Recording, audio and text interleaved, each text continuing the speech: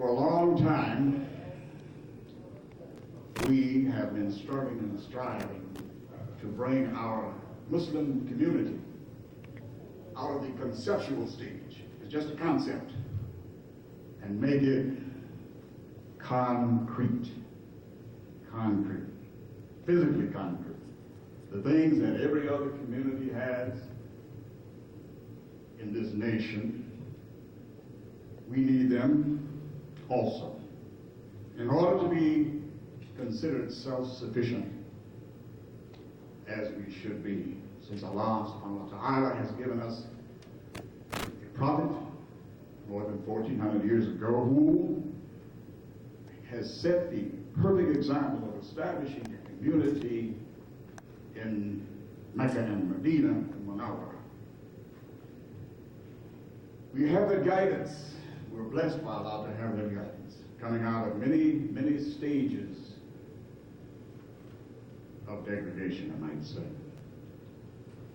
And now, at least since 1996, I think, in White Plains, New York, the theme of the convention, our convention, was the light is on. Well, the light is on. Let me stop here and let us have prayer. Now, we have arranged for someone else to do the prayer, but since I'm here, I'll do it. أعوذ بالله من الشيطان الرجيم بسم الله الرحمن الرحيم الحمد لله رب العالمين الرحمن الرحيم مالك يوم الدين إياك نعبد وإياك نستعين اهدنا الصراط المستقيم صراط الذين أنعمت عليهم غير المغضوب عليهم ولا الضالين آمين. Alhamdulillah. All right. So I get wound up in this. So we'll ask Brother Yusuf to come. Boy. And give us the welcome. I'll stop.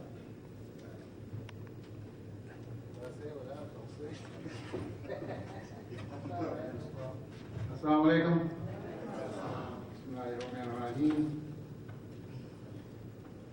I'd like to let everyone know that I'm glad to see the few that are here for this very important meeting for the CPC program that Warren Muhammad has initiated, and it should be beneficial for all of us in the long run if we be patient with what he's trying to do and bringing us up financially, materially, build schools and masses. This will help us to do those things. So all I want to do is keep the program going. I don't want to slow it up now. Even though nobody else is here, we're going to start anyway. So I'm going to let the moderator bring the other people up.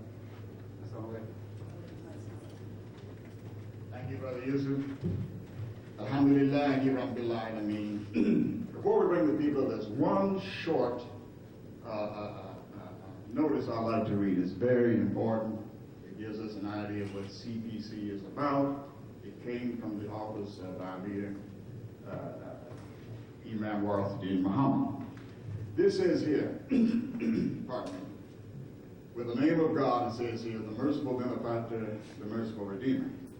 And it says a business call to the African American community. It says W.D. Muhammad is calling for the community to cooperate to increase the business life of African American neighborhoods. Collective Purchase Conference is a limited liability company, is the first step in that direction. W.D. Muhammad has a vision. He says, we want our best and proven traditions of excellence to grow and produce wealth to be shared for a better community life.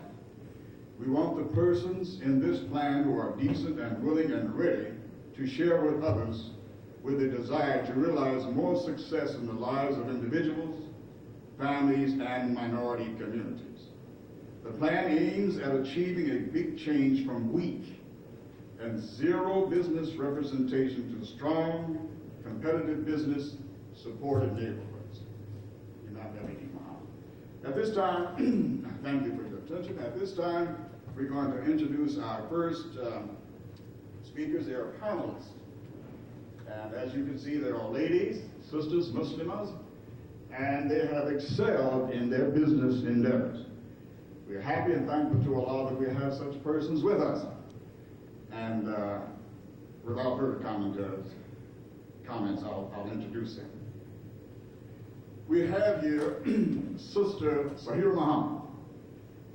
She's the owner of the Community Health Hut, she and her husband, and a small manufacturing company of holistic skin care products. Ibrahim All Natural Products since 1980. The name of the products is Ibrahim. A two-time Hajjah, married 44 years to Brother Ibrahim Muhammad, we all know him, 2 sons, and raising 3 grandchildren. President of the International League of Muslim Women, board member of Imam W. Muhammad's ministry, board member of the Advisory Committee for Governor Engler, and a board member of Hartford Head Start and Community Activists. Now that is very impressive, very, very impressive. We have Sister Sahira Muhammad. Mean it now. Sahira El-Amin. Excuse me.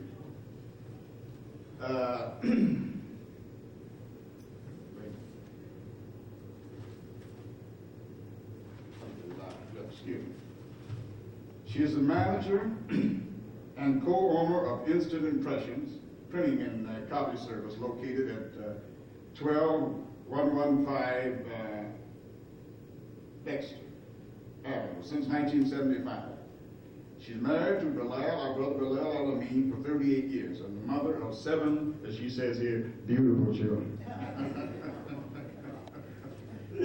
Alhamdulillah. This is a beautiful picture. Now we have Sister Arissa El-Amin. Sister Arissa El-Amin is the owner of Circle Communications in Charlotte, North Carolina. She grew up in the Muslim community in Detroit. Is married with 2 children. Arissa is bringing greetings from Masjid al-Shaheed in Charlotte. Her training and development firm allows her to travel nationally for workshops and presentations. Brothers and sisters, these are our first panelists, and we will start with Sister Sahira Muhammad.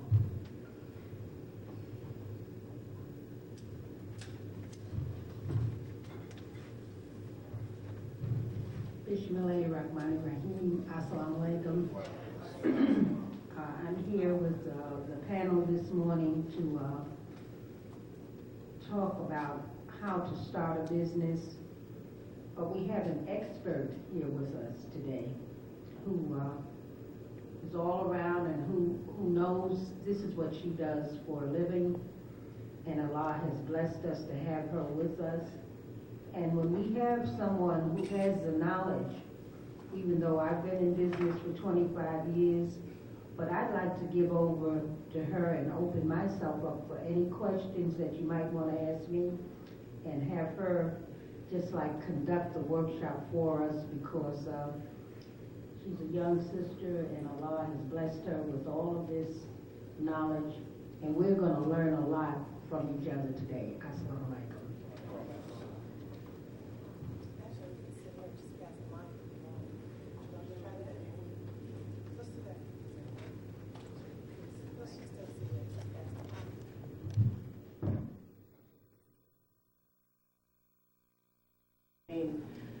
I am not going to spend a whole lot of time telling you about how to start a business. I'll talk as long as my voice holds out.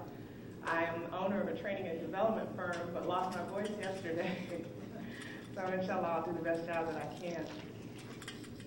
We acknowledge and thank Allah for allowing us to come together for this collective purchasing conference.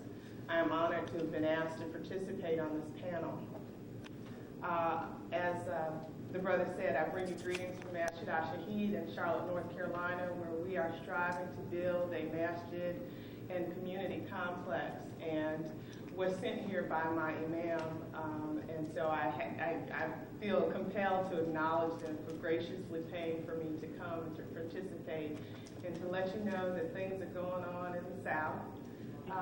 We're growing and developing, and we're trying to establish businesses, and we're striving to develop a model Islamic community. And we encourage you to come visit us anytime you'd like to. I began this talk by asking you to think of your idea of a model business. When you think of starting a business, how many of you want to start a business? Just raise your hand. Okay. How many of you already have a business, sir? Okay. So I'll try to focus my comments on some of the initial phases, just to let you know a little bit more about me. And I'll talk as long as, and we'll all talk as long as we can until they have the hook and pull us off the stage, or until the next speaker comes. I worked and still work as a business development counselor as well as a trainer. And when I have met with clients in the past, I've asked them, why do you want to start a business? And they give various reasons. What I am looking for is a sense of passion and a sense of purpose. And so that's what I ask you to think about in trying to establish your business, is to first understand why you want to start your business. What are your objectives? What are your goals? Have a clear understanding of that. And it may seem like a simple question, but it really is a difficult question because it requires you to be introspective. It requires you to know yourself, to understand what your personal strengths and weaknesses are, because you want to build on your personal strengths, on your professional strengths, and put that into your business. You want to analyze the marketplace to see where there might be an opportunity for your particular service or business. But before you just say, there needs to be a retail store for hats somewhere, find out if that is part of your makeup. Are you geared toward retail establishments? Do you have experience in that area? Are you the kind of person who just has a knack for working with people so that you will be excellent with customers and can convince anyone to buy anything, so that you'll be able to sell a hat to someone who doesn't need a hat? That's something that you have to think of. So first, as Allah wants us to do, know yourself and it's important for Muslims to bring our uniqueness to our businesses, to not just set up shop based on some advice given by, some counselor, without bringing our whole selves to the business. And so we have to bring our understanding of Islam, our spirituality, to the way that we not only live our lives, and in living our lives, we have to run our businesses that way as well. So I advise everyone to study the Quran and study the life of Prophet Muhammad so that we can see how he handled his business, and so that we can establish those business principles in our business. It's important to seek Allah's help in helping us to identify not only the gaps in our strengths and our weaknesses, but also identifying people in the event that you want to hire employees. And even if you don't hire employees to supplement your business when you first start up, you're going to need to structure a team of professionals, a team of advisors. Work with folks that you don't have to pay, like people with the Small Business Administration, people who like Sister Zahira and Sister Zahira, who are in business and can give you information and tips. Also, you need to contact legal advice. You need to contact an accountant or someone who can give you the type of advice you need as you grow in your business. It's important to have a plan. It's always important to have a plan. Without a plan, you don't know where you're going. So even before you hang your first sign up or pass out your first flyer, think about, again, what you want to put in your business and jot it down, write it on a computer, seek advice and keep notes on that. I advise people to keep a business journal, even if they know that they're not going to start their business until a year from now or 2 years from now. Start jotting down ideas for the business, goals, objectives, products that you want to sell, the type of service that you want to provide. If you experience poor customer service somewhere else and you have a better idea, jot that down in your notebook, because once you start your business, time is going to go by so quickly. You're going to find out about opportunities like I do and have to respond immediately, sending in proposals. And it's better if you identify what you're all about, what your business is all about, what type of business you will accept, what type of business you won't accept. Oftentimes, small business owners, particularly if they're just starting out, are hungry and are willing to jump on any dollar that comes their way. And while I know we won't take any dollar that's not in accordance with Islam, still, you might be inclined to accept a job or an opportunity that's not in line with what the goals of your business are. And it may take you away from your focus. So it's important to know what your focus is going to be, what line of business you're going to be in, and how broad that's going to be. I can go on and on, but we have wisdom here, so I'm going to pass the mic down, and really we're open for questions. So think of your question, and Sister Zahira is going to say a few words, and then we'll go down the line, and I'll talk some more time permitting, inshallah. Assalamu alaikum. My name is Zahira El-Amin, and I'm not sure whether we're supposed to speak on starting a small business or running a successful business.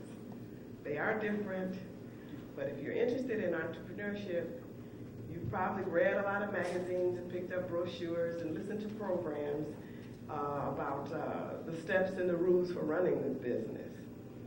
At Instant Impressions, we found it most helpful, first, as you all know, to seek Allah's help in all that you do. You will need determination and resilience. You must begin with a plan. I know you've heard this, it's very important. You must find ways to do what must be done and the ability to bounce back when things don't go as planned. You will need to continually seek and apply knowledge. You have to keep studying and stay abreast of the current trends and learn new skills. Now, your negotiation and listening skills are very important. You have to sharpen them if you have any difficulty with speaking, as I do. If you've not learned how to manage money or any of the other management skills, you have to learn them or hire someone that does know them. Okay, you have to really love what you do, and you have to enjoy helping people to be successful. You have to maintain a positive attitude and try always to have that first day of business enthusiasm. At Instant Impressions, we started out back in 1975 with income tax return. And we just started gradually in our basement doing what we could do to start our printing and continue to turn the money back over into the business. You can't look for a profit to begin with. And you have to have a lot of love and respect for people and be straightforward, treat customers with respect, and show them that you appreciate their patronage. If there are any questions about Instant Impressions printing, please feel free to ask. Sister Zahira.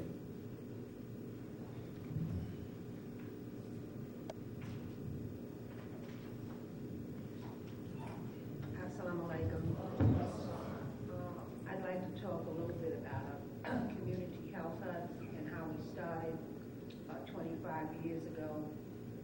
I was coming from a meeting at the mosque that we called it at that time in 1972, and was turning up the alley, and there was this store on the corner that my husband and I always passed by and say, "Oh, it would be so good if we could get a business like this." And there was a for rent sign in the window, and I immediately went home, and my husband and I got started, called the people, needed X amount of dollars to get in there, so we borrowed from Peter to pay Paul later on, and got into the business, alhamdulillah.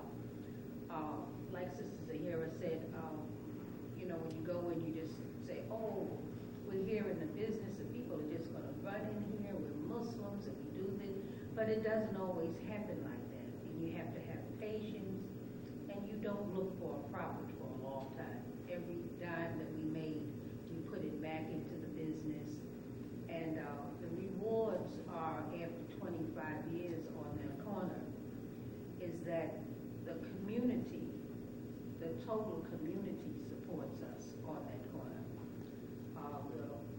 very few Muslims are in that vicinity, but the community, the ministers talk about us, the Catholic schools talk about us, and that's because we always intermingled with them. We've always been a part of that community. They know we've been Muslims as long as we've been there. We're still Muslims, and they respect us and we respect them. In 1980, we ventured out into the holistic skin and hair products, and we manufacture our own products. We were mixing in pots and different things and sterilizing this and that in our kitchen in the community health hut. But we now have someone who will at least bottle for us, print the labels and bottle for us, because that is a blessing. Because when you have to print it and wait for it to dry, and you don't have the ovens to really put that in, it's a hardship. And Margaret can tell you, people coming in was asking for things and the bottles were dry. So now Allah has blessed us with someone who is working along with us on that, and we're progressing. My husband and I started out, my husband is no longer in the business because he's been ill. It's been a struggle, but I'm holding on.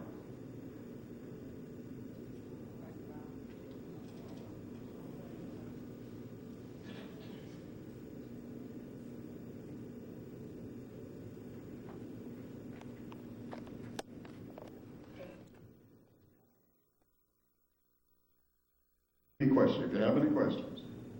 Now's the time we'd like you to ask our panelists here concerning starting your own small business. Don't miss this opportunity. Because CPC is right here with you, and you're going to need this knowledge. Yes, ma'am.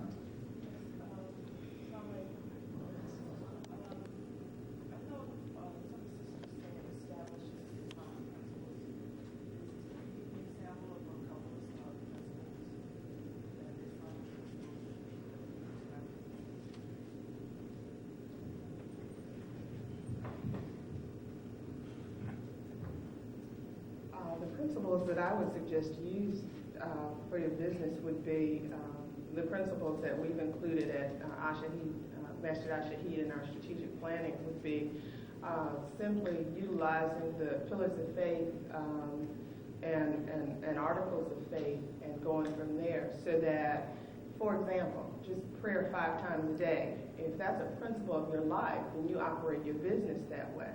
That you break for the opportunity to pray. That you let your customers know that you're Muslim and that you share with them information about Islam. That if conducting business on Friday, that you finally have your chance to operate the business the way you want to.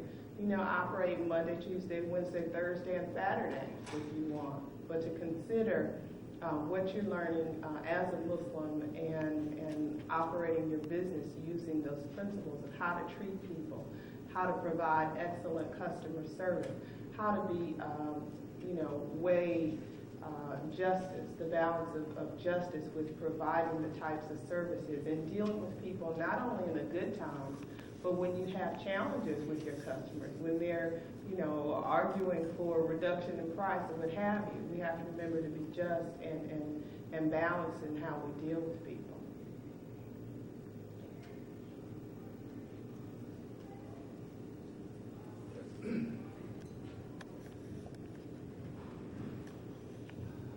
And to answer your question too, is to always, when a customer walks into your business, always remember that there's many businesses like ours, and that Allah sent those people in there.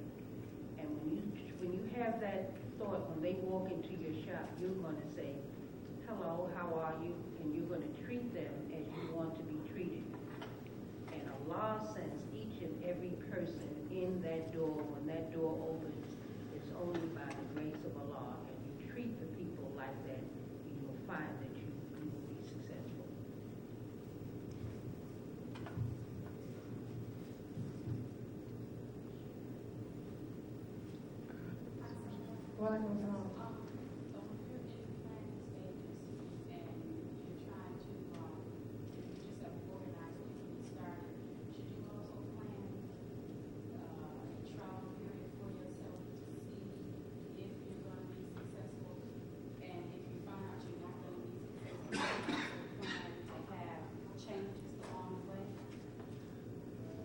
can incorporate that as part of your planning and put that into what's going to turn into your business plan.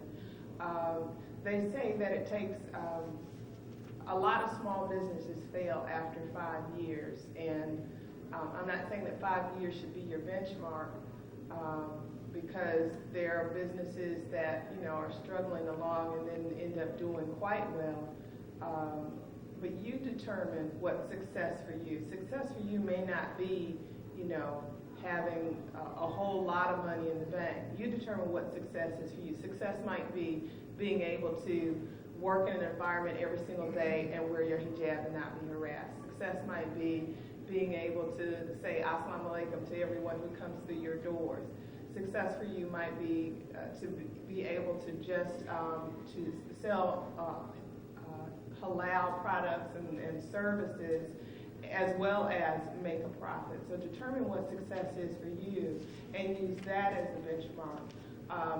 I don't know that you should say, well, I'm going to give myself 2 years, and if I'm not making $1 billion, then I'm going back to work.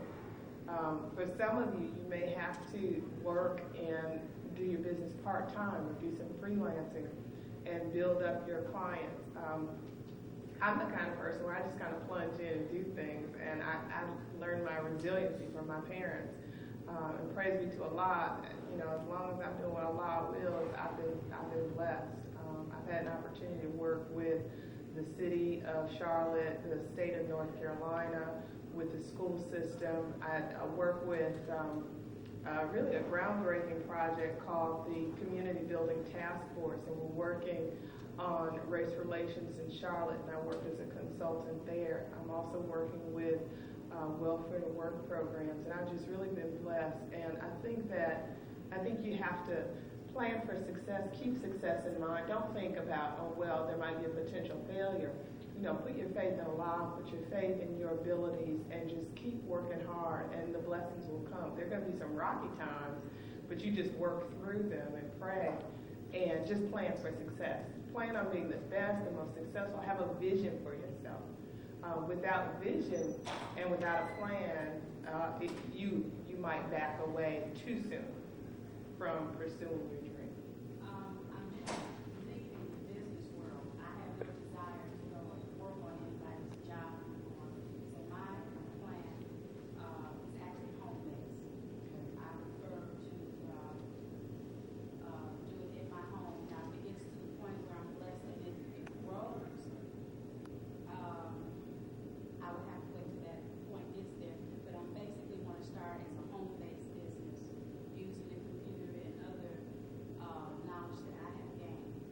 I would suggest take your time, research what opportunities are going on with home-based businesses. Home-based businesses are booming, particularly for women. And I know in Charlotte there have been some sisters who've been talking about doing some kind of a home-based business cooperative for those who want to be in the home, do the business, but also give their priorities to their family as well. So I think, continue to do the research and do your planning, prepare a business plan. There were some more questions in that direction. Well, I just wanted to know something about networking. Like, if you started a business, did you approach businesses, similar businesses, and get a response from them, or did you find that kind of support in general for most of your research? I'd like to address that in that as part of your startup research, go to visit businesses that you consider your competition in your area and outside, in any other cities.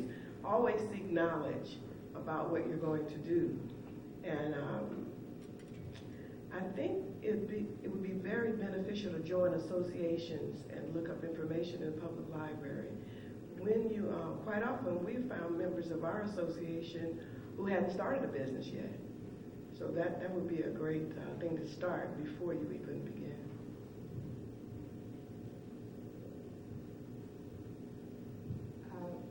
Just talking about networking in general, most of the business that I get is word of mouth. Networking is so important. Actually, I've got a 3.5-year-old and almost 1-year-old, and I haven't spent as much time doing formal networking in terms of going to association meetings. But I do call on my colleagues. I, invite them at lunch. I'll say, hey, this is the type of training I'm doing now. Can you use that? Do you know anyone else I need to talk with? Whenever you speak to someone, before you even call them, know what your objective is. Aside from just saying, hey, how you doing? Why are you contacting them? It may be before you hang up the phone, you want to get a referral to 3 other people. Get 3 other names, even if they don't know about it. Just call them and say, this is what I do. Can you use this service? And if you keep finding that they are not interested in your service, but there's a service that keeps coming up there that they're interested in, investigate if that's what you want to end up doing. I get a lot of leads by volunteering. I work with a program called Mecklenburg Ministries, where we do workshops and training to help sensitize people to different faiths and issues of race. And just by volunteering and working with those groups, they say, oh yeah, that Arisa, yeah, let's give her a call sometimes. And praise be to Allah, people just call me and say, well, I hear about, the kind of training and workshops that you do. Can you tell us more about what you do? So I think too, it's with how you carry yourself.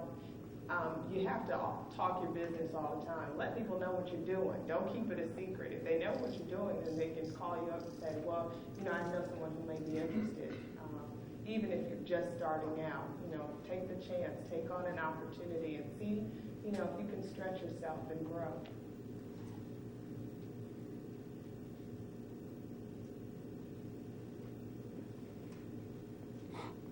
Does anyone want to give a comment? Any established business owners want to share words of wisdom?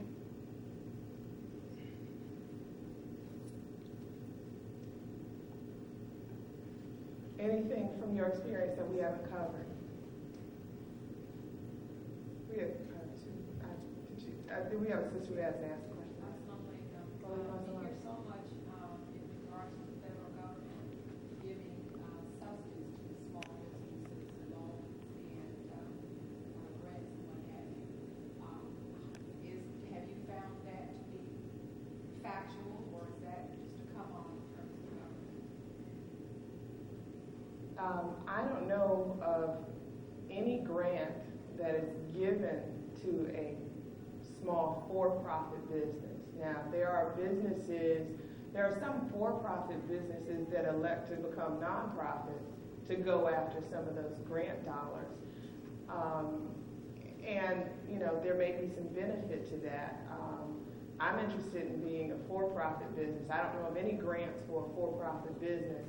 I do know that there are loans. There are programs like the SBA loan program. There's the SBA 8A program and 5A program and all these other loan programs. You have to determine when you're planning your business at what point you'll need to seek outside assistance. I don't suggest, I'm not saying that you shouldn't, but I didn't start up my business with a loan. I think that you need to be the one to invest most of your dollars before you seek outside money. And I think the most important thing is to make sure you know how to manage money before you start running a business. Manage your own personal finances as well before you start a business, because I've seen people start and then go into a hole, because once you're up and running the business, it's hard sometimes to do all the administrative stuff if you haven't planned for it. So plan that foundation, the administrative functions, the financial functions, and then, get out there and launch and sell the business. And again, seek outside help. If you have to bring on contract people to help supplement your work, or if you have to bring on part-time people. But utilize the resources and gifts of others and grow your business too.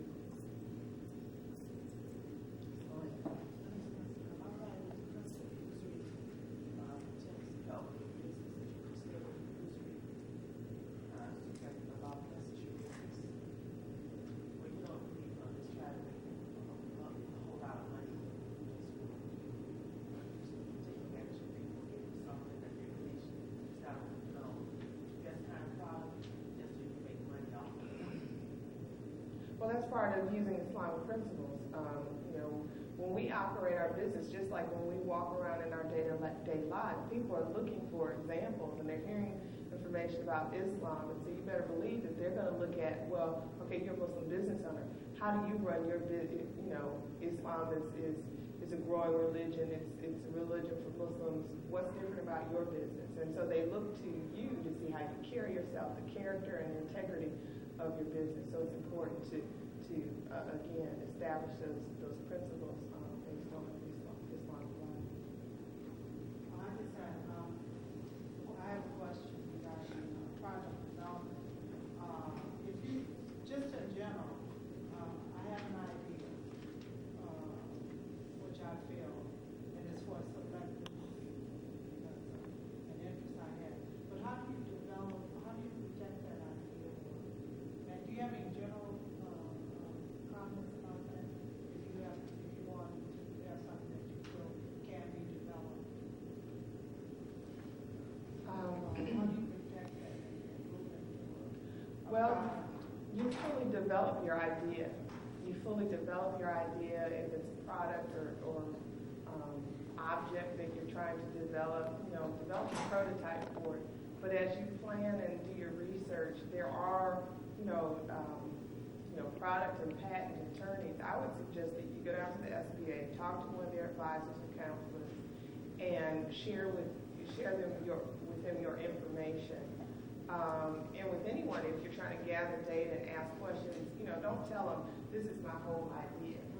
Tell them part of it and get advice on part of it. But unless you want someone else to run away with your real idea. That's a concern I have because it's something.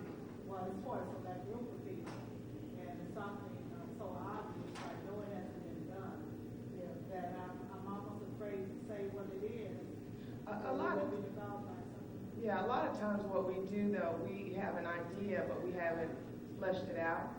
So, put your whole idea on paper, write everything out about it, make it so that it's, once it's explained, people can visualize it. It's hard for even business counselors to just say, work with someone who just says, I have an idea, this is what it is. You need to fully research it, fully document what it is, what it's about, who's the target market, how many people are in the target market, why your product would work versus other products that are out there. And if it's not out there, ask yourself why. Maybe there's a reason why it's not out there. Or it may just be, a wonderful idea that you've been blessed with. And then as you talk to people, share, be careful about who you talk to, and share only portions of the idea. I'm not saying that, you have to act, terribly secretive as if it's a government secret or anything. But just be, but be careful about that. And then, eventually when you're ready, talk to an attorney.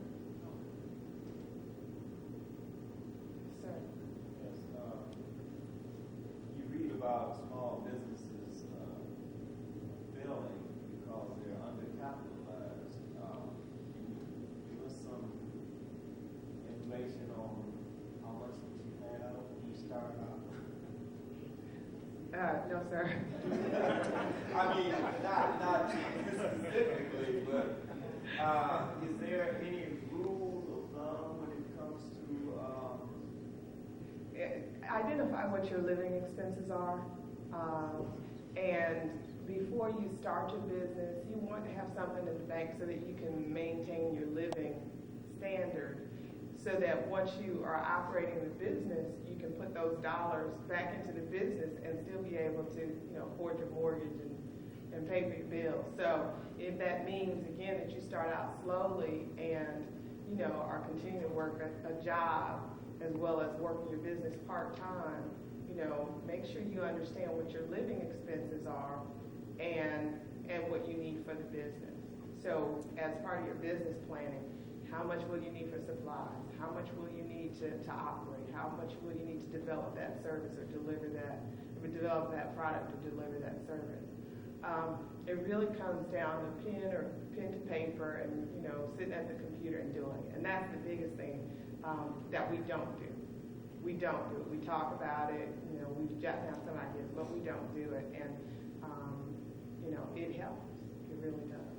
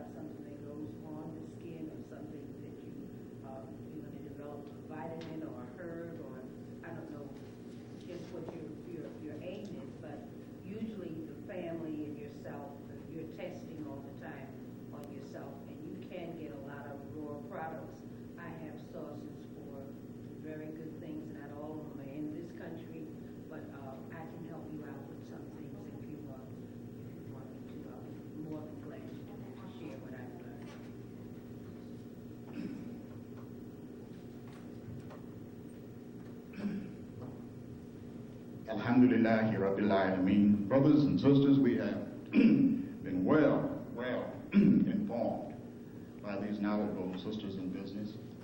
I hope that many of you have taken notes, if not written notes, at least mental notes, and please don't forget them.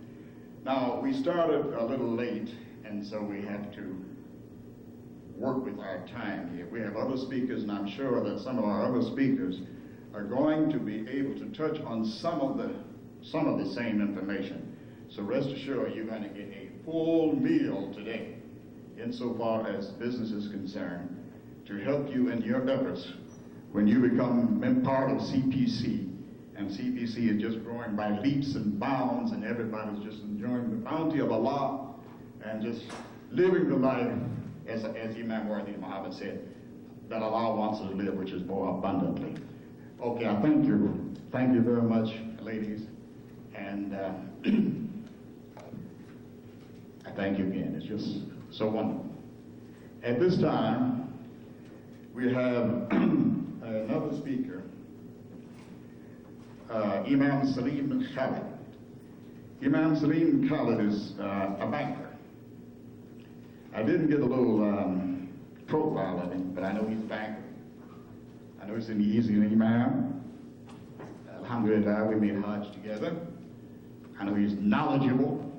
So at this time, without further comments, I'll bring Imam Salim Khalid here, and he'll speak to us on banking and finance.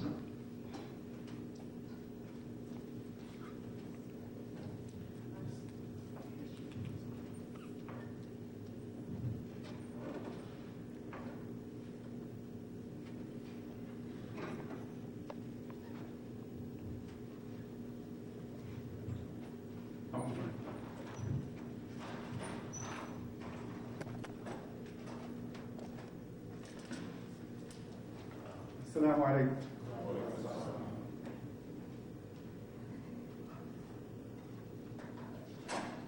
Inshallah, I need to do a couple of things here before I get started.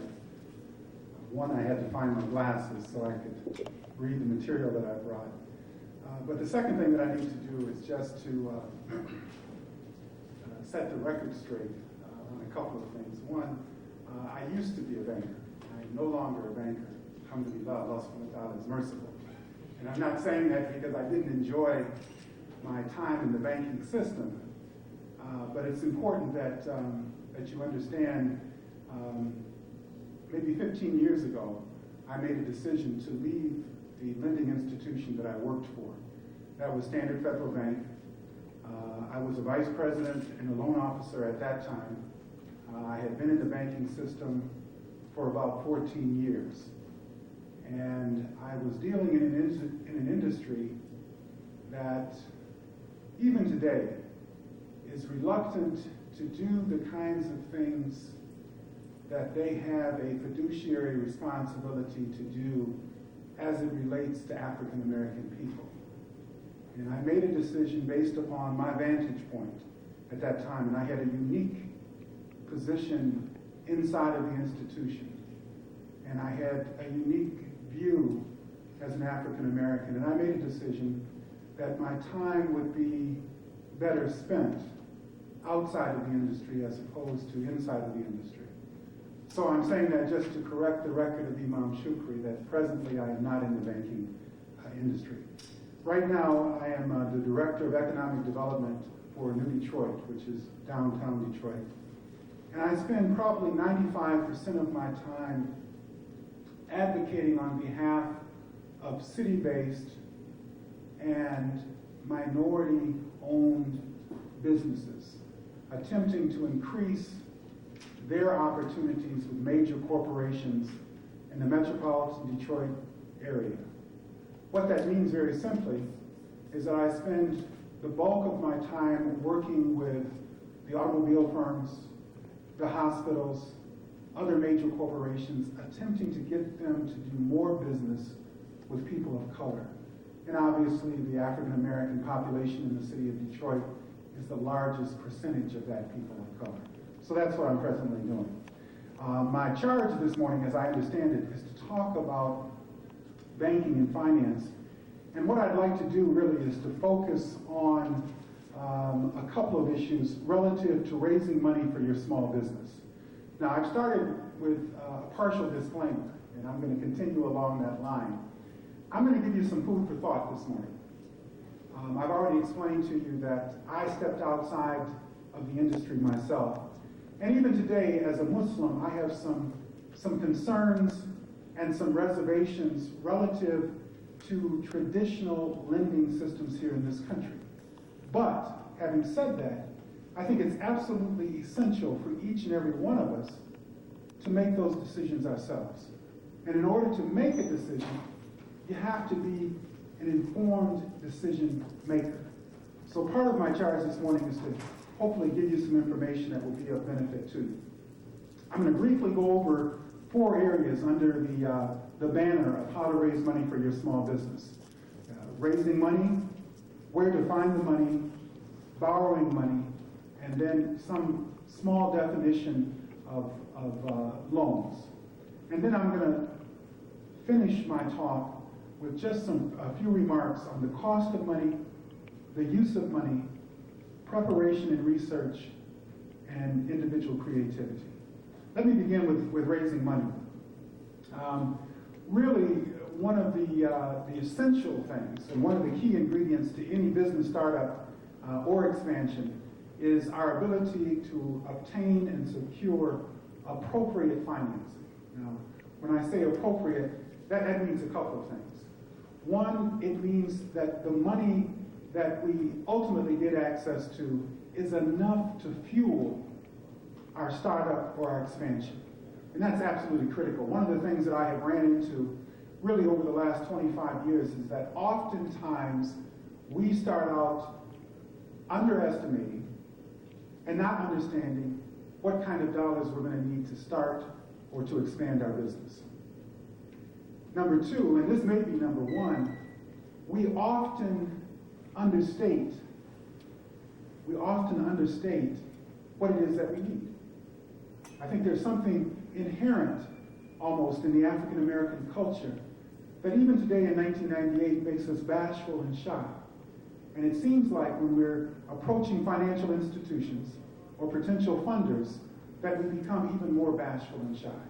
And what that translates into oftentimes is a business owner who has a need for $10,000, $15,000, $20,000, but when it's time to sit down and talk about those dollars, they talk in terms of $2,000, $3,000, $4,000, $5,000. And what we find, and really, none of this is so difficult or complicated that we shouldn't understand it. Normally what happens is we're going to shoot for an amount. And oftentimes it's just like the art of negotiation. If you need $10,000, you might want to ask for $15,000, and you may end up with $7,500. But if you start out with a need for $10,000 and you ask for $5,000 and end up with $2,500, we're in trouble right out the door. And oftentimes we don't understand that. We're so satisfied with I got something that it's not until later on that afternoon or next week or at the end of the month when it's run out that it finally dawns on us, this was not at all what I needed. So this issue of raising money is something that we really have to put some time and some real thought into. And again, for the pleasure of Allah subhanahu wa ta'ala, I'm advising myself and others present, don't be bashful. When you have, now you can't overstate it. I mean, if I have a need for $10,000 and that's what I need, then I shouldn't ask for $100,000. And I shouldn't be disappointed when somebody challenges a request beyond a need. But this issue of raising money is very, very critical. And let me say one other thing relative to the issue of raising money, that it oftentimes what happens is that people want to make it out to be a complex and frustrating process. And it really need not be. Brothers and sisters, believe me when I tell you that anything that's done in the financial industry is done by people just like you and I.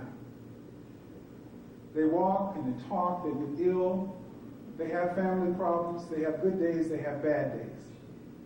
But there are no superhuman beings out there in the financial industry that have capacities greater than the capacity that you have to understand. So what we have to do is, again, we have to be well-informed applicants and well-informed seekers of capital. And the only way to do that is what the sister said. We have to do a little R&D, a little research. We have to spend some time reading, push ourselves away from the TV or the table, our families, and we've got to work this thing. We've got to understand. You have to understand what it is that I want to do, what it is that I need, and what this raising money business is all about. If you're well informed and you're prepared and you've planned effectively, raising money for your business does not have to be a challenging thing. Now, when I say that, it may be challenging to get the money, but it should not be challenging in terms of you being able to understand exactly what it is that you need to do. Let's talk about finding the money and where we can find this money. I would say right up front that there's a number of different sources that we could look to for financing our business. And I like what the sister said. In fact, I really enjoyed the presentation for a couple of reasons. One, we should all think about if the business that I want to start is good enough that it's attracted my own personal attention, and that I've spent time exploring it, and I've spent time working up my business plan, and I really want to spend the rest of my life doing it, I ought to want to invest in my own business. And you shouldn't feel bad when folks tell you, or they ask you, what are you putting into it? Oftentimes what I see and what I hear from folks, and I think people are well-intentioned for the most part, but a lot of times we're very naive. So, Brother Salim, I want to start a business. And I need about $5,000 to start this business. And I need to borrow some money. And I need to borrow $6,000 to start this $5,000 business. Because I need $5,000 for the business, I need $500 to fix my car, I need another. And this is the kind of dialogue that I run into on a regular basis. And I'm not saying that to demean that dialogue, but I'm saying that today in 1998, and if it was 1778, as Muslims and as brothers and sisters, we need to understand what it is that we want to do, and we've got to be effective and efficient in going after it. It's like anything else. So, one of the things that we need to look at doing is being able to put up some of the money ourselves. And I would leave it up to the creativity of the folks in the audience to decide how you want to do that. The sister mentioned maybe what we do is we start the business on the side as we're working our job. And we save up money and we work towards things. Or that we set aside a certain portion of our money in anticipation of doing this business on a full-time basis in January 1999, for instance. But we certainly need to look at investing some and creating some equity ourselves so that we can invest in this wonderful idea that we say is our business concept. That's one thing. The second potential source is friends and relatives. Now, having said that, let me issue a big-time warning. And this is born out of experience over the last 25 years in having sat down with a number of brothers and sisters who have gone this route and who are no longer able to attend family reunions and speak to brothers and sisters and mothers and fathers. They're unable to go home on the weekends. Now, I'm saying that in a jesting fashion, but we need to understand the seriousness of asking one another for $1 and making a promise to pay it back. And then the reality of the business world, and I think all of the entrepreneurs here will say the same thing, I may have it and I may not have it. That's the reality of the business world. No matter how great my idea is, no matter how wonderful my product is, there are always variables that are beyond our immediate ability to control. And if you don't think so, ask GM. Ask GM, okay? And I don't think anybody in the world probably delivers a product any better than they do. But we need to take into consideration all the time the concern for, if we're going to approach our immediate family or friends or relatives, the real capacity to be able to repay these debts. Because the wonderful thing again about our people is the compassion that we have for one another. And folks will oftentimes be willing to give up savings, retirement dollars, dollars in the cookie jar to help us with our idea. But again, that's the potential source. The third source, and then the last source that I'm going to reference are the banks and the credit unions and other financial institutions. But the third source is venture capital firms. Now, it's interesting because I know, and I haven't looked at any recent data within the last 8 months or so, but I know that historically African Americans have not gone to venture capital firms as the rest of the population has. And I also know that venture capital firms have not been aggressive in pursuing African American business people. But it is a potential source. And again, it's like anything else. We need to do our homework on venture capital firms. If you're not familiar with the concept, then, or you're not familiar with how to find these, and a great place to start is one of a couple of places. Either the public library, and you can go right down here, I know in the city of Detroit, to the public library, go in the library, go to the business section, and ask the individual there who's on staff that you want to find some information on venture capital firms. And they can direct you right to the necessary source within the library that gives you a feel for it. For those of you who are more comfortable with the internet is full of information relative to venture capital firms. And again, just because you're not familiar with it doesn't mean that you shouldn't research it and look into it. And again, and I say this over and over to people, just because the data says